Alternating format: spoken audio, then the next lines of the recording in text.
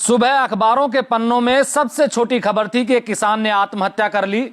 जब उसके कारणों का पता लगा तो मेरे पैरों के नीचे से जमीन खिसक गई कि एक किसान जो 25 बीघा जमीन उधार लेकर किराए पर लेकर फसल उगाता था, वो किसान कमजोर नहीं हो सकता, वो किसान डरपोक नहीं हो सकता, वो किसान भगोड़ा नहीं हो सकता। एक मेहनत का किसान अगर आत्महत्या जैसा कदम उठा रहा है तो इस पर जरूर गंभीरता से विचार करना चाहिए। फिर मैंने यह पता किया कि एनसीआरबी की रिपोर्ट क्या कहती है। एनसीआरबी की रिपोर्ट के अनुसार भारत में हर घंटे में एक किसान आत्महत्या करता है। यह इतना बड़ा आंकड़ा है कि एक साल में तकरीबन 10,000 मौतें सरकारी रिकॉर्ड के अनुसार कर लेते हैं किसान। ये तो वो मौतें हैं जो सरकारी रिकॉर्ड में दर्ज है। इसके अलावा कितनी मौत जो हो जाती होंगी जिनको सरकारी आंकड़ों में इस तरीके से दर्शाया नहीं जाता।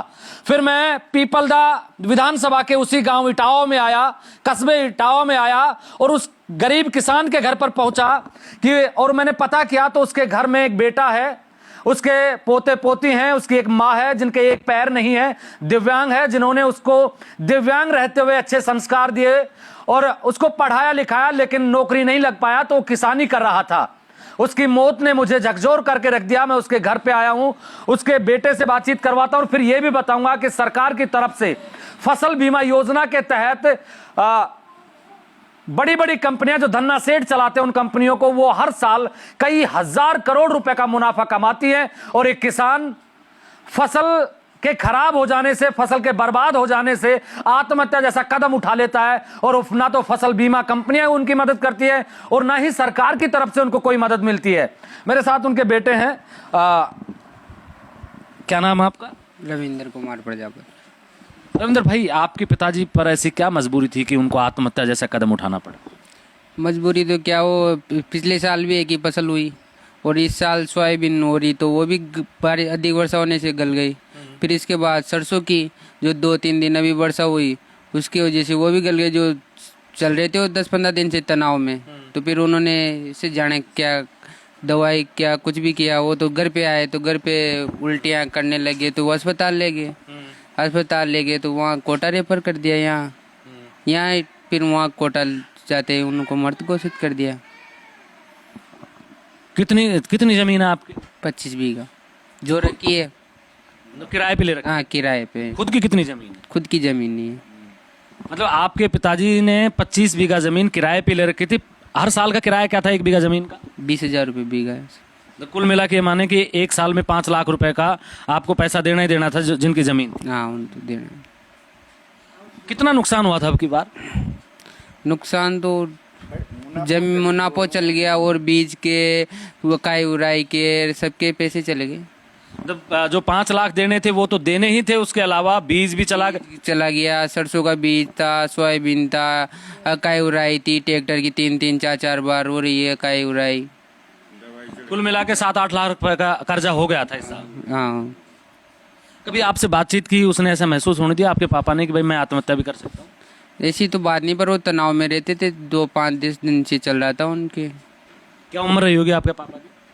55 साल होगी। 55 साल थी? हाँ, 55। तो कितने साल से वो खेती कर रहे हैं? कभी आपको ऐसा लगा कि आपके पिताजी इतने कमजोर हैं, इतने डरपोक हैं कि आत्महत्या जैसा कदम उठा सकते हैं?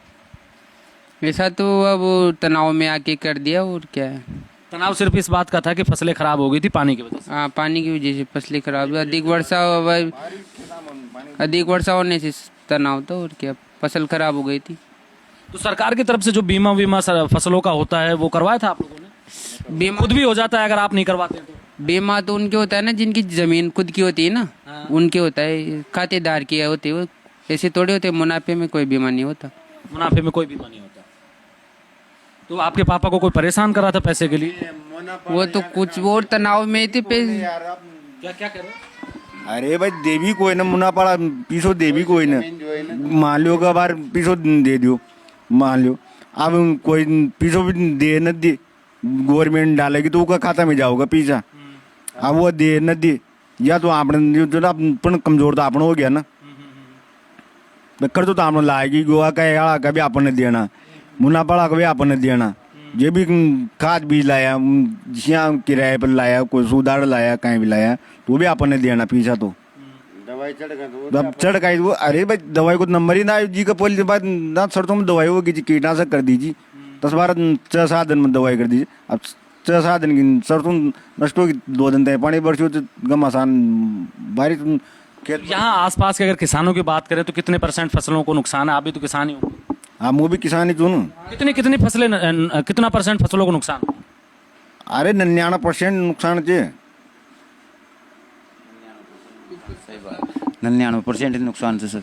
तो सरकार जो सहायता की बात कर रही थी कि भाई जो फसलें खराब हुई हैं उनका मौका मुआयना करवा के उनकी जांच रिपोर्ट लेके किसानों को मुआवजा देंगे, आप लोगों को मिल रहा है? सरकार ऐसा कुछ करवा रही है?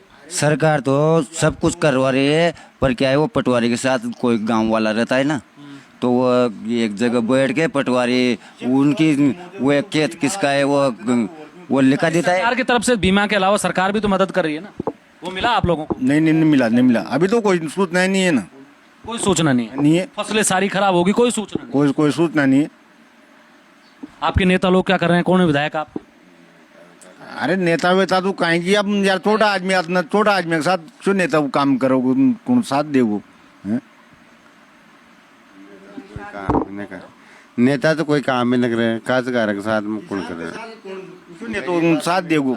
किसान के साथ क्यों नेता साथ देगो? यूँ मान लो। क्या कर रहे हो माता जी? बड़ा आदमी की कोशिश करते देता जी, गरीब की न करे, गरीब के तो जिन्हें काट देगा न देता, नेता तो को रखा बका नहीं देता छ। तो आपकी कितनी फसलें खराब हुई? माँ की तो संधि होगी कहीं भी नहीं रे, माँ का तो माँ तो बाहर का था, उनकी सासू जी से। माता जी आपका बेटा था? आप हमारा बेटा है। सारी फसल खराब होगी, तनाव में थे, परेशान थे? परेशानी में कोई। अब तो आप करो माँ की सहायता, आप करो माँ की सहायता। आए हैं माता जी, सरकार सुने और कुछ मदद करे तो। हाँ जी, आप करो माँ की सहायता गरीबां की, ना तो सरकार नियम देता है बता तो कहीं भी को ना। नेता तो कोई बड़ो आदमी कोई यूँ रचका देगा ना जिम्मे की बोलेगा। अच्छा, जब हॉस्पिटल में आप साथ थे आपके पापा के, वहाँ अधिकारी आए होंगे तो क्या कहा उन्होंने? अधिकारी कोई नहीं आया वहाँ, अधिकारी कौन आया? एक आम आदमी की मौत थी तो कोई नहीं आया? वहाँ यहाँ ले गए, यहाँ से कोटा रेफर कर दिया, कोटा रेफर करते ही वहाँ ले गए, पहुँचे वहाँ मृतक घोषित कर दिया, मोर्चरी में रखवा दिया। फिर वहाँ से सुबह वो आएंगे, पुलिस वाला आएगा, और ऐसे 12-1 बजा दी। फिर वहाँ से यहाँ 2:30 बजे पहुँचे। क्या नाम था आपके पापा का? जगदीश प्रजापत। देखिए जगदीश प्रजापत उस किसान का नाम है जो इटावा जो नगर पालिका इस क्षेत्र का निवासी था। कितना मेहनती इंसान था जिसने 25 बीघा जमीन पर बीघा 20,000 रुपए के हिसाब से साल भर के लिए किराए पर ले रखी थी। कुल मिलाकर 5 लाख रुपए जिस उस किसान को चुकाने थे जिसकी जमीन जगदीश प्रजापत ने ले रखी थी। साथ में बीज हो गया, दवाइयां हो गई, ट्रैक्टर की बुआई हो गई। इसके अलावा भी किसानी जब करता है तो और भी कई खर्चे हो जाते हैं। तकरीबन 1 साल में उस किसान को 8 से 9 लाख रुपए का नुकसान हुआ। प्रधानमंत्री या पीएम बीमा योजना के तहत बीमा होता है, वो बीमा भी अब तक इनको नहीं मिला। और सरकार जो बड़े बड़े दावे करती है, जब अतिवृष्टि की बात हुई तो सरकार और सरकार के अधिकारी, कृषि मंत्री किरोड़ी लाल मीणा भी बड़े बड़े दावे कर रहे थे किसानों की मदद के लिए, लेकिन यहां मदद के लिए कोई नहीं आया। मैं कहता हूं कि एक आंकड़ा सरकारी आंकड़े में और बढ़ गया कि एक किसान ने और आत्महत्या कर ली है। और यह हर दिन का सिलसिला है। जब मैं एक खबर कर रहा हूं, खबर करने आया और खबर करके वापस जाऊंगा, तब तक घंटे से ज्यादा का वक्त गुजर जाएगा और उस दौरान कोई ना कोई किसान एक किसान की और मौत हो जाएगी। पर लेकिन सरकार है कि जगने का नाम नहीं लेती। 2005 का जो स्वामीनाथन की रिपोर्ट थी किसानों की आय दुगनी करने के लिए, और भी कई अमेंडमेंट थे उसमें, उसको लेकर भी अब तक सरकारों ने कोई भी चीज लागू नहीं की है। और किसान कितना मेहनत कश था, वो डरपोक नहीं था, वो कायर नहीं था, वो जीना चाहता था अपने बच्चों के साथ में, लेकिन उसको इतना मजबूर कर दिया इस सिस्टम ने। मैं कहता हूं कि अब फिर आप नेपथ्य में जाओगे तो वही सिस्टम जिम्मेदार है किसान की मौत का, जिसने फसलें खराब होने के बाद में सही रिपोर्ट सरकार तक नहीं पहुंचाई। किसानों का कितना नुकसान हुआ है, इस नुकसान को भी सरकार की आंखों तक नहीं पहुंचाया और किसान को मदद का आश्वासन नहीं दिया। बेबस किसान ने अपनी जान देना उचित समझा, क्योंकि वो स्वाभिमानी आदमी था। जब उसके घर पे कर्जे वालों के प्रेशर आने लगे होंगे तो उसने सोचा कि क्यों ना इन सब झंझटों से मुक्ति पा ली जाए। और वो खुद तो चला गया, लेकिन एक सवाल छोड़ के गया कि आखिर ये गरीब किसान कब तक यूं ही आत्महत्या करता रहेगा?